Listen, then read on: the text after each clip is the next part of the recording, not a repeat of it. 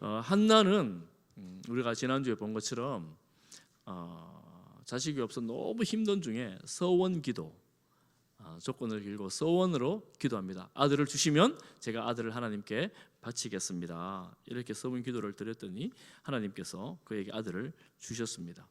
여러분, 우리가 서원 기도라는 것은 정말 우리 안타까운 심정, 무거운 마음 담고 있는 거잖아요. 우리가 그냥 쉽게 드릴 수 있는 게 아니지 않습니까?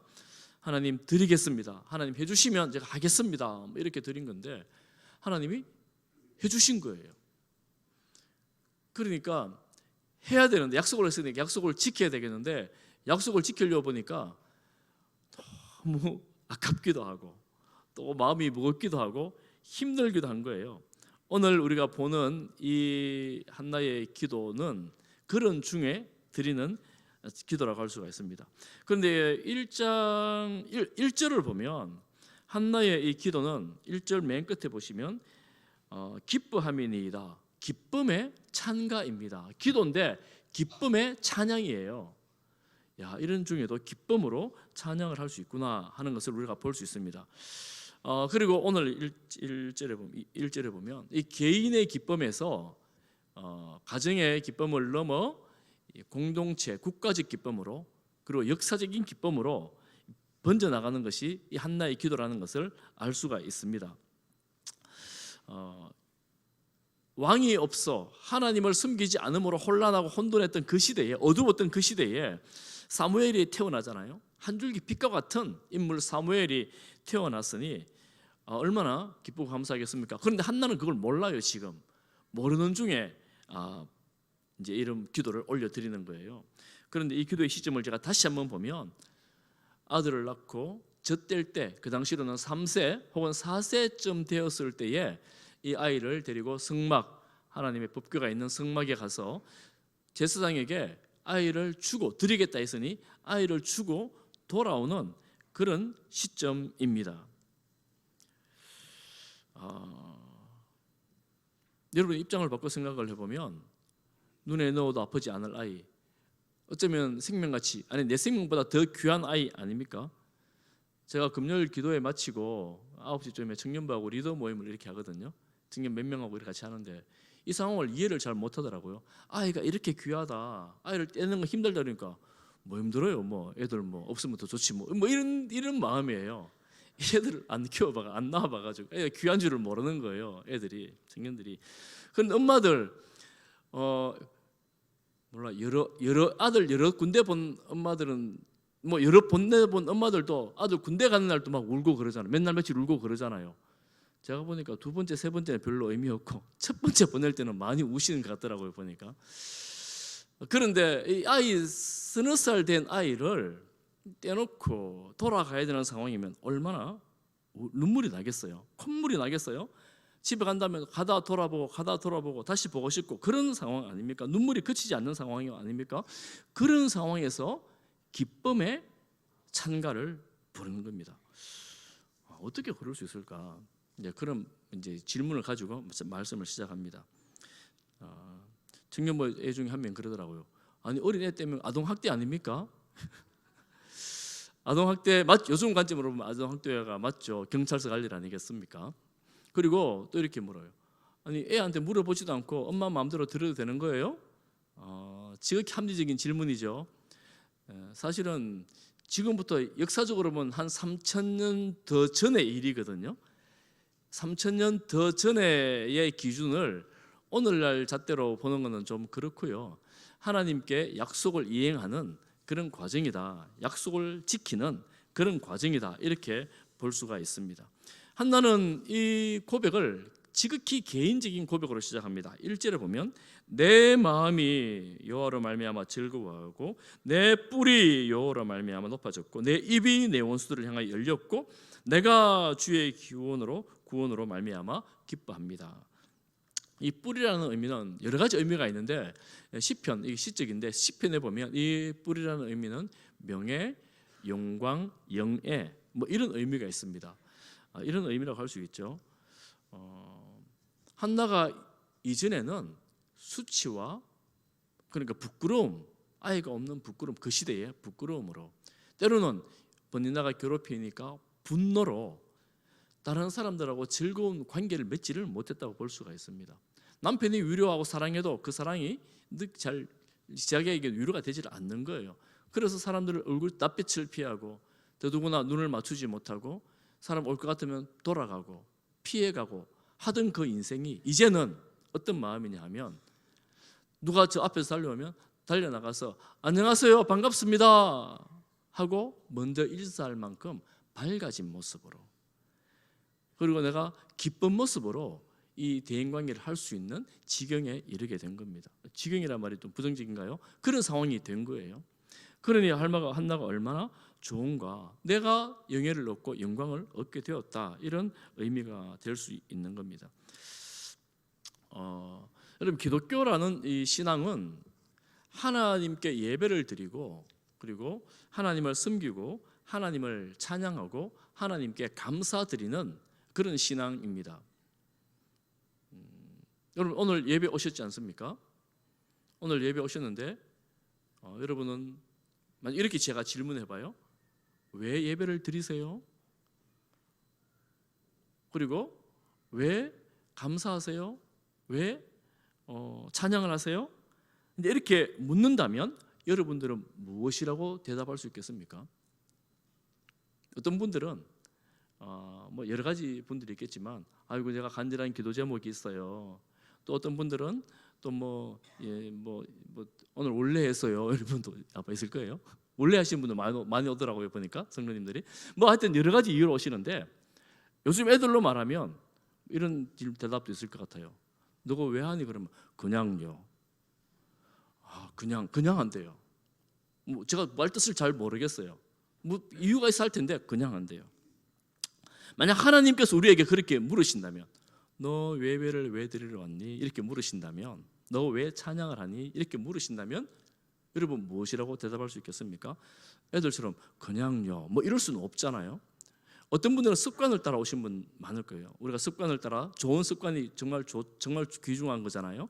습관을 따라 예배 드리러 오신 분들도 있을 거예요. 하나님이 왜 왔니 하면 습관이 됐어요. 뭐 이렇게 할 수는 없잖아요. 좋은 습관이 좋긴 하지만 이유는 있어야 되는 거잖아요. 한나가 오늘 드리는 찬양은 아주 분명한 이유가 있습니다. 내가 주의 구원으로 말미암아 기뻐합니다. 찬양을 하는 거예요. 뭐가 그렇게 기쁘니? 주님께서 나를 구원해 주셨잖아요. 이렇게 대답할 수 있는 거예요. 우리가 예배 드리러 나왔을 때 하나님 예배 드리라 그랬잖아요. 물론 그 말도 맞습니다. 우리는 예배를 위해서 창조된 존재이기 때문에 하나님 말씀하셨습니다. 그런데 이게 억지로 혹은 습관적으로 오는 자리라면 이 기쁨도 없고 감사도 없잖아요. 그런데 하나님께서 정말 나를 사랑하시고 나에게 응답해 주시고 나와 함께 하시고, 그러니 제가 하나님을 기쁨으로 예배 드리려고 왔어요. 이렇게 할 수 있다면 얼마나 좋겠습니까? 우리가 그런 마음으로 예배 드리고 감사드리는 성도가 되기를 축복합니다.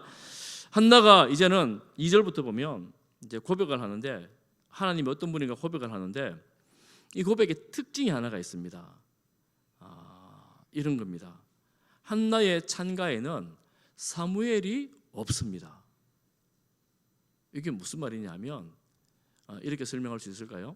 여러분, 만약에 아들이 있잖아요. 저도 아들이 있지만 자녀가 있잖아요.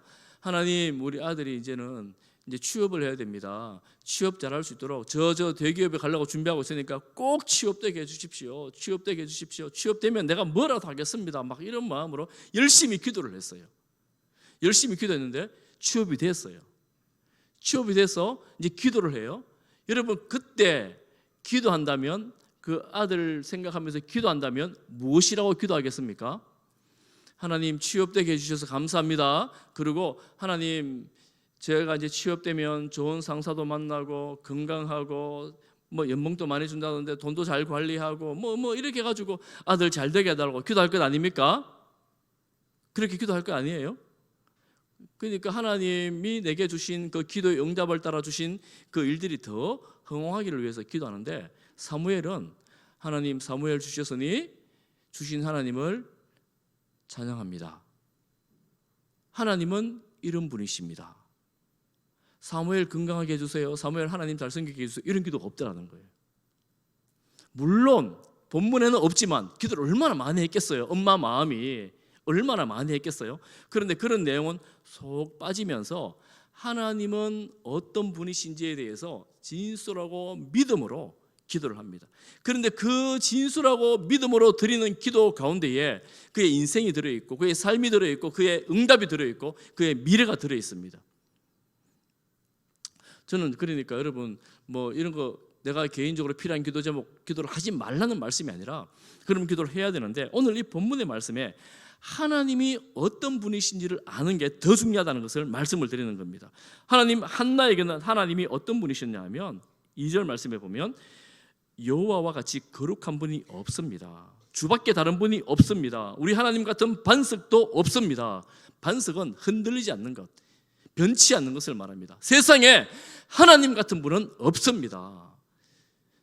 하나님 어떤 분이냐면 그때 역사하셨던 하나님, 내게 아들 주신다고 말씀하시고 아들 주신 그 하나님, 우리 아들도 하나님 나중에 변치 않도록 사랑하고 지켜주실 것을 믿습니다. 이런 의미가 있지 않겠어요? 하나님은 그런 분입니다. 믿을 수 있는 분입니다. 마음이나 생각이나 뜻이나 계획이 바뀌지 않는 그런 분이십니다. 이런 기도입니다. 그것뿐만 아니라 3절 말씀에 보면 이렇게 고백합니다.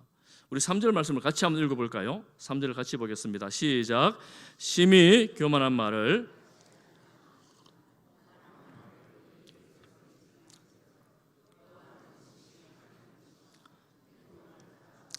여호와는 어떤 하나님이요? 지식의 하나님이시라. 행동을 달아보시느니라. 하나님은 전부 다 아신다는 의미예요.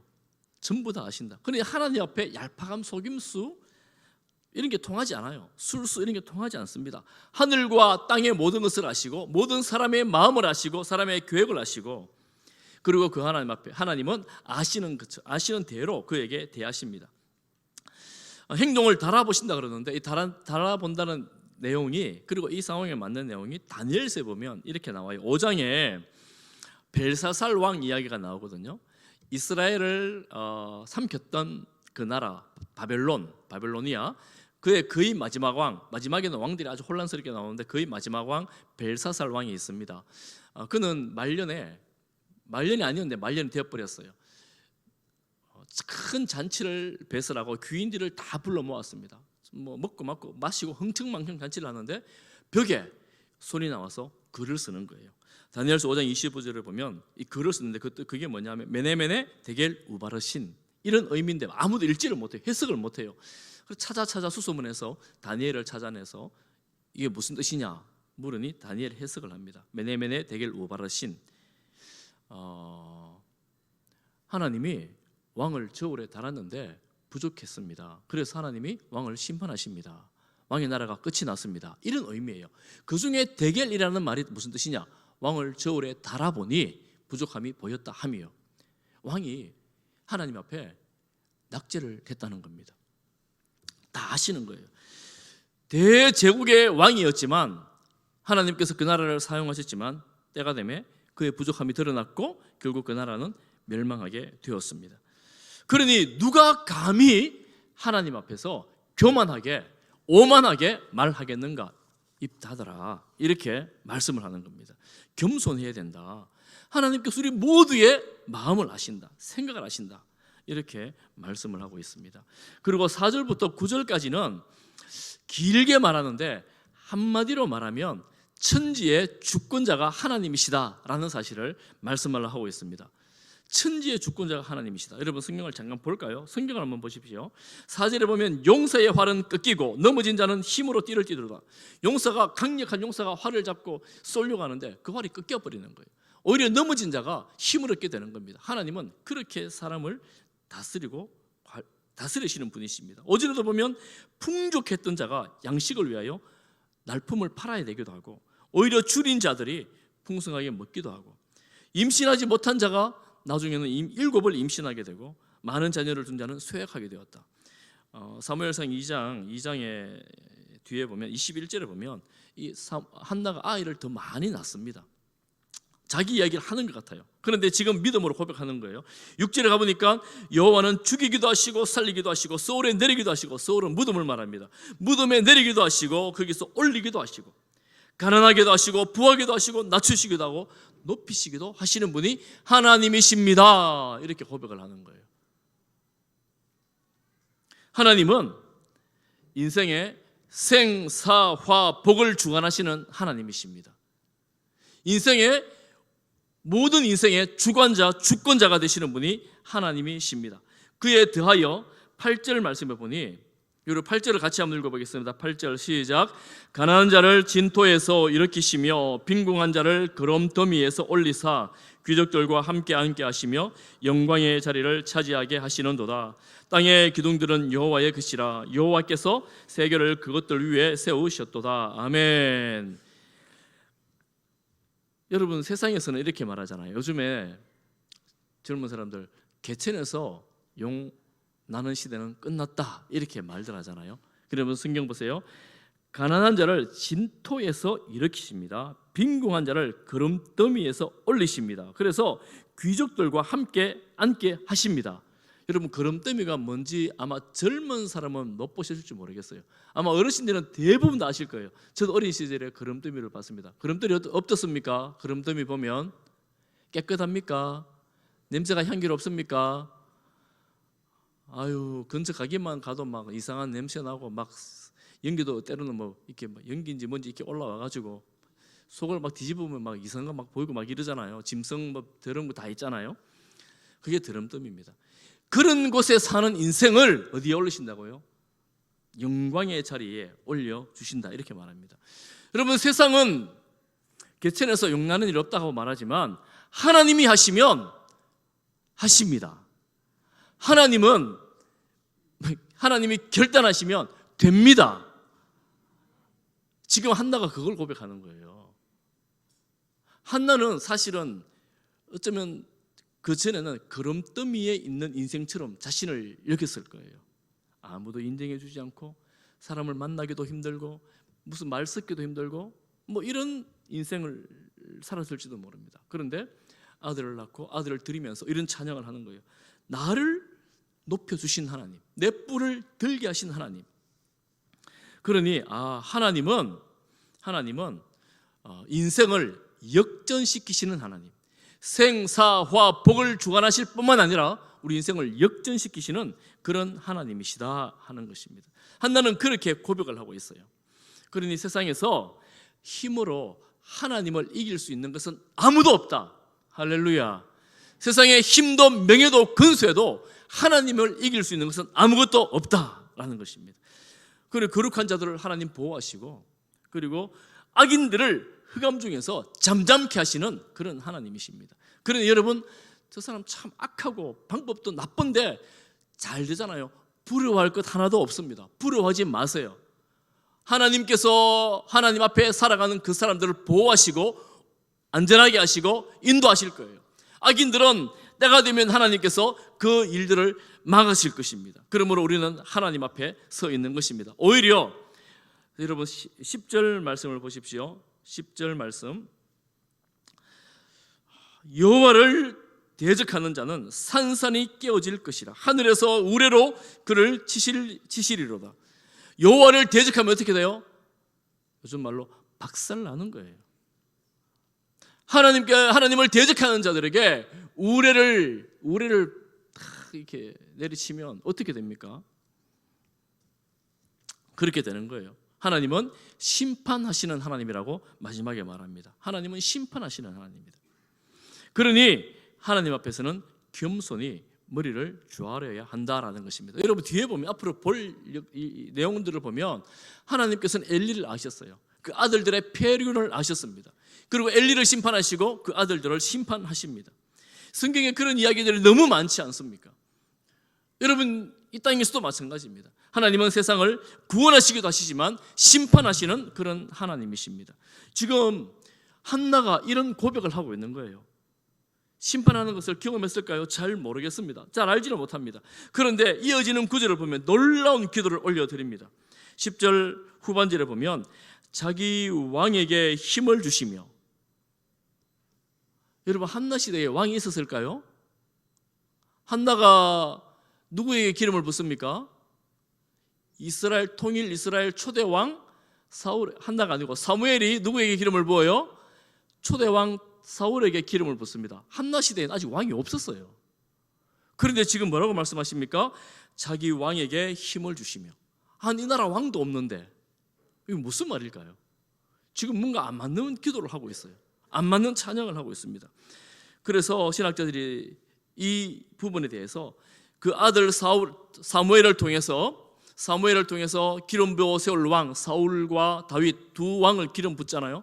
그 두 왕에 대한 예고라고 생각합니다. 예고라고 해석을 해요. 이 한나가 알고 기도했겠습니까? 간절히 기도하는 중에 이런 기도를 하나님께 올려드리고 있는 거예요. 10절 하반절에 보면 더 나아갑니다. 자기의 기름 부음을 받은 자의 뿔을 높이 시리로다. 기름 부음 받은 자, 히브리어로는 뭡니까? 제가 여러 차례 말씀을 드렸는데 메시아, 우리가 말하는 메시아, 약간 다른 단어가 쓰였지만 같은 의미예요. 같은 의미입니다. 메시아를 세우시고 뿔을 높이 드시겠다고 말씀하시는 거예요. 그러나 한나의 이 기도는 신약에 오시는 예수 그리스도가 기름 부음 받은 자라는 의미잖아요. 같이 연결되는 기도입니다. 아니, 한나가 이 여인이 어떻게 왕을 알며 뒤에 메시아를 알며 그리스도를 알겠습니까? 그런데 기도하다가, 이 기도는 자기 인식에서만, 자기 지성에서 나온 기도가 아니라 기도하다가 주의 성령의 인도하심을 받아 예언과 같은 놀라운 찬양으로 기도를 올려드리는 거예요. 사무엘을 통해서 이루어질 왕들, 세워질 왕들, 그리고 이후에 오실 구원자 메시아 예수 그리스도를 바라보는 그런 기도가 된 것입니다. 성령의 기도 가운데에, 성령께서 인도하시는 기도 가운데 이런 역사가 일어나게 되는 것입니다. 그러니 신학자들이 이렇게 말해요. 이 기도를 보고 역사에 쓰임받는 기도고 또 하나님 나라의 일을 이루는 기도라고 말합니다. 그래서 이 기도가 사무엘 후반부에 가면 다윗의 긴 기도가 나옵니다. 10편, 18편과 같이 쓰인 기도가 나옵니다. 그리고 누가복음에 가면 예수님의 어머니 마리아가 예수님을 잉태하고 부른 기도가 나옵니다. 찬양이 나옵니다. 그 기도와 이렇게 맥을 같이 해서 이 성경의 중요한 기도로 이 기도를 봅니다. 역사에 쓰임받는 기도이고 하나님 나라의 일을 예고하는 그런 기도로 이 한나의 기도를 사용하신 거예요. 그러니 한나는 그저 한 남편의 아내, 한 아들의 어머니가 아니라 그런 어머니로서 기도를 했는데 역사 가운데에 하나님 나라에 쓰임받는 위대한 기도를 올려드린 여인이 된 것입니다. 저는 여러분 기도하다 보면 가끔 그럴 때 있잖아요. 우리는 지성을 너무 강조하는데 정말 강조해야 돼요. 알고 믿어야 돼요. 덮어놓고 믿으면 안 되잖아요. 알고 믿어야 되는데 우리가 간절함으로 주 앞에 기도할 때에, 우리 다음 세대를 위해서 기도할 때에 나는 잘 모르지만 큰 기도, 내가 품을 수 없는 큰 기도를 하나님께 올려드릴 때가 있어요. 그런데 그런 기도가 나도 잘 몰랐는데 나중에 보니 하나님께서 이루시는 역사들을 보는 거예요. 여러분 자녀들을 통해서도 그렇고 우리나라를 통해서도 그렇고 그런 일들을 보는 겁니다. 제 얘기하면 좀 그런데 사실은 제가 저 자신을 보니까 여러분 사람들 그릇에 비유하잖아요. 어른들이 그릇에 비유하는데 저는 약간 그릇이 좀 작은 편인 것 같아요. 제 스스로 보면 간장 종지 같은 그런 그릇인데 하나님께서 저를 지금 밥그릇, 국그릇으로 키우시는 것 같아요.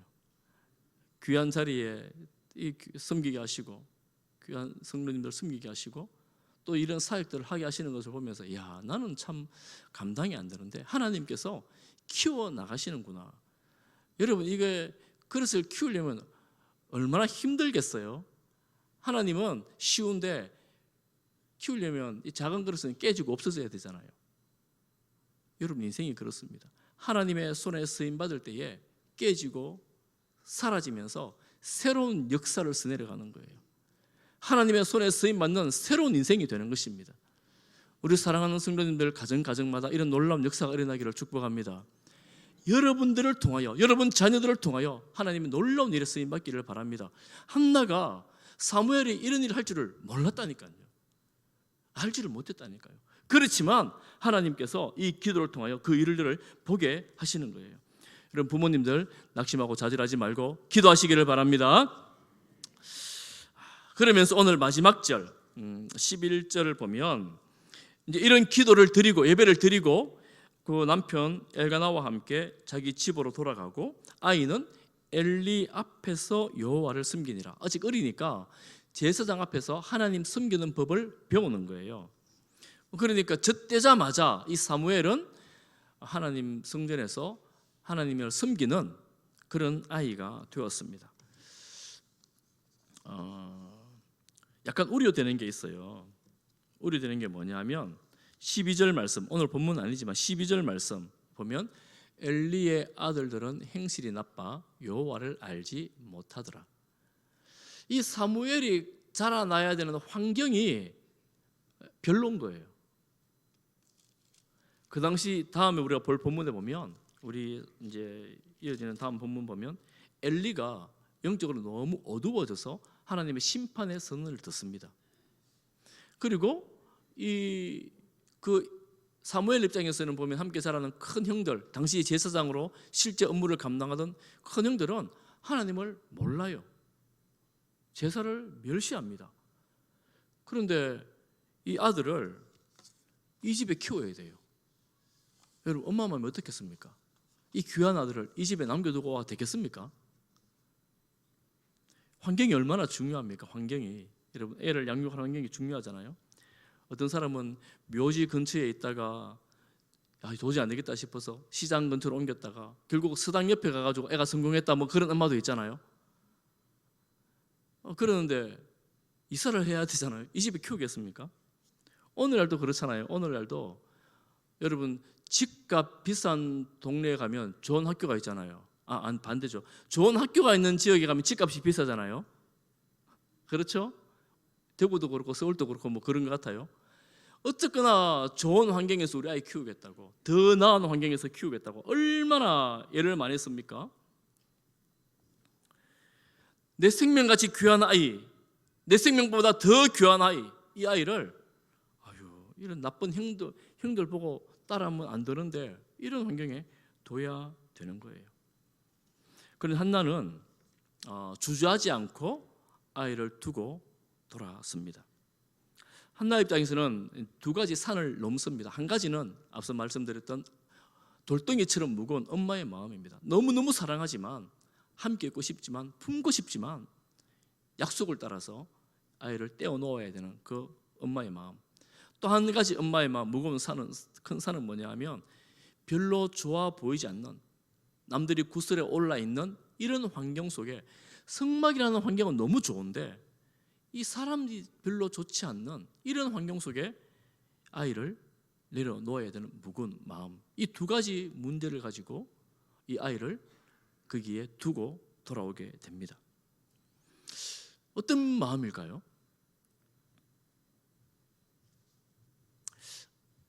한나가 아이를 품으면서 젖을 먹여보고 한 3, 4세까지 돌봐보니까 애가 너무 착해요. 말도 잘 듣고 순하고 이러니까 아이고 얘는 착하고 순하니까 잘 될 거야.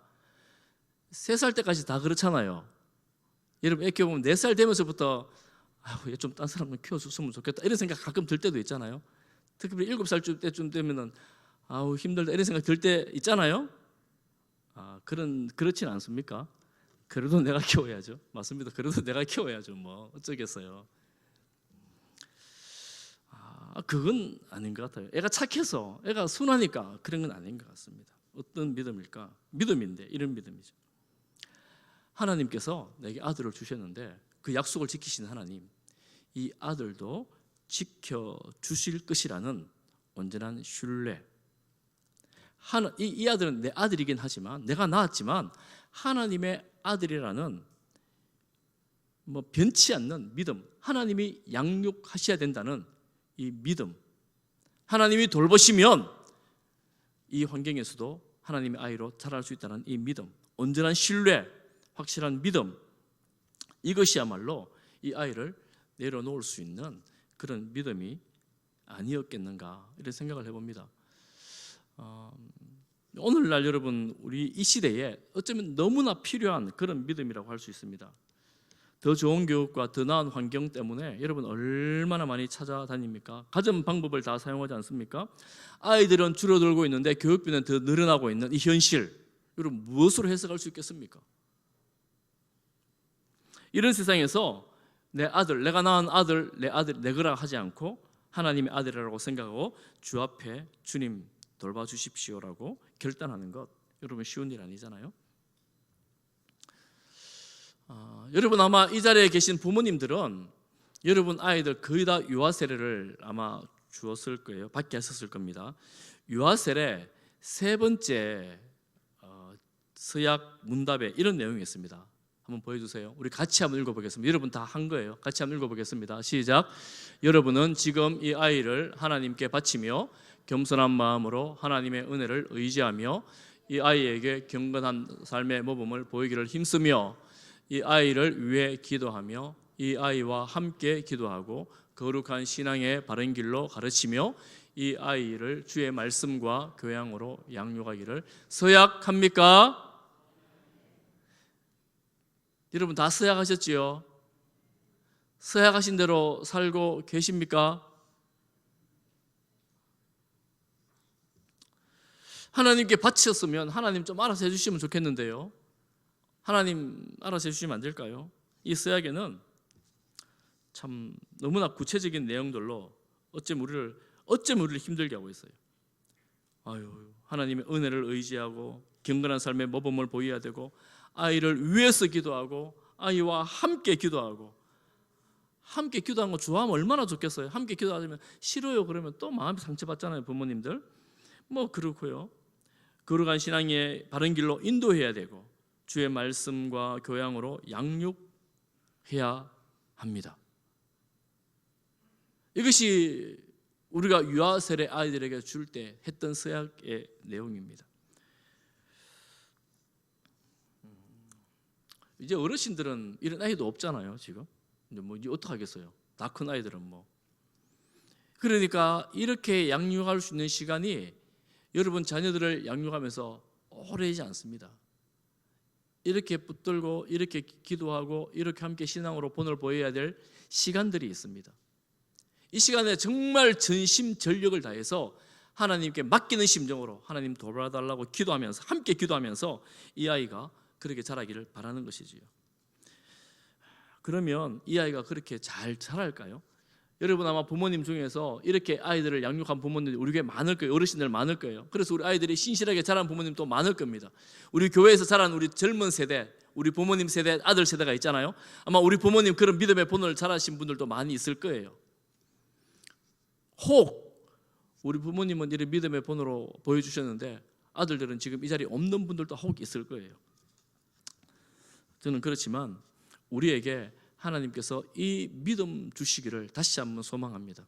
그것은 뭐냐 하면 내가 믿음으로 양육하고 기도하며 양육하고 신앙으로 돌본다 할지라도 이 아이를 내가 양육하는 것이 아니라 내게 아들을 주셨고 아들을 바칠 때 이 아들을 책임지실 하나님께서 양육하실 것을 믿습니다. 신실하신 하나님께서 이 아이도 신실하게 붙들어 주실 것을 믿습니다.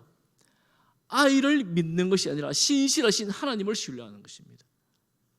지식의 하나님, 내 마음도 아시고 이 아이의 마음도 아시고 우리의 형편도 아시고 우리의 모든 상황도 아시는 하나님께서 이 아이를 아시오니 만나 주실 것을 믿습니다. 지식의 하나님을 믿는 것입니다. 내 실력을 믿는 것이 아니라 하나님을 믿는 것입니다. 그 나쁜 환경에서도 사무엘이 얼마나 신실한 아이로 자라나갑니까?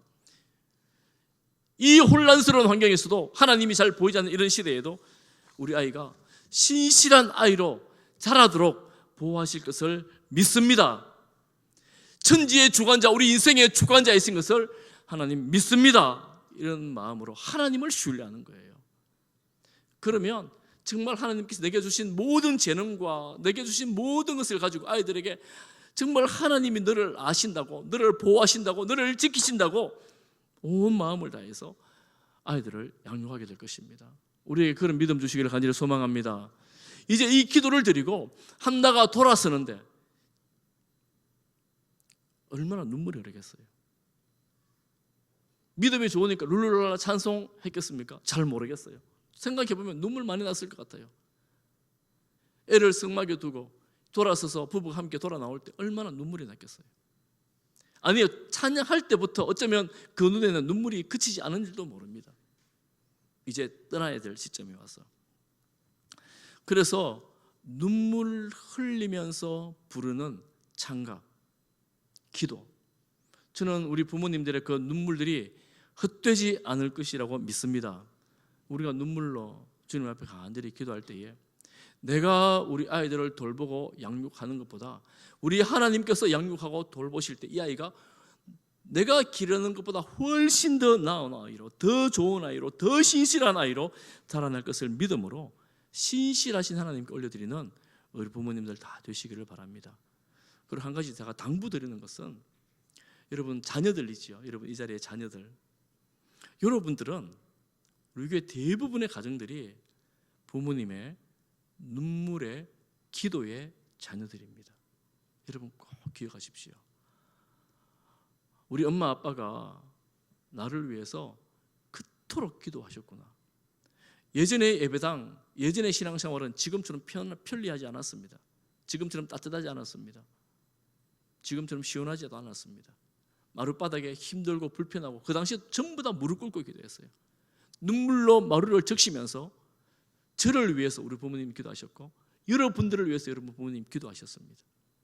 여러분 그 기도가 이제는 우리가 응답이 되어 바라기는 부모님보다 더 나은 믿음의 세대로 하나님 앞에 살아갈 수 있기를 주님의 이름으로 축복합니다. 은혜를 사모하면서 기도하면서 우리 아이들도 다음 세대도 믿음의 세대로 자라나기를 축복합니다.